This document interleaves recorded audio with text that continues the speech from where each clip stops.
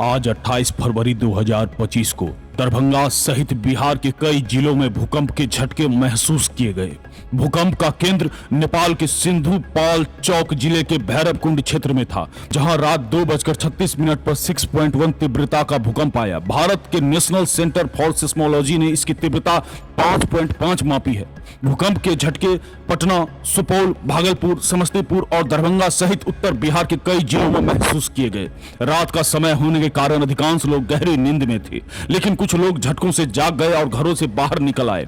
अब तक किसी जान माल के नुकसान की सूचना नहीं है। लगातार आ रहे इन भूकंपों के कारण लोग चिंतित हैं, लेकिन विशेषज्ञों का मानना है कि यह टेक्टोनिक प्लेटों की समान गतिविधियों का परिणाम हो सकता है। स्थानीय प्रशासन और आपदा प्रबंधन विभाग स्थिति पर नजर बनाए हुए हैं। लोगों से अपील की गई है कि वे शांत रहें और किसी भी अफवाह पर ध्यान न दें।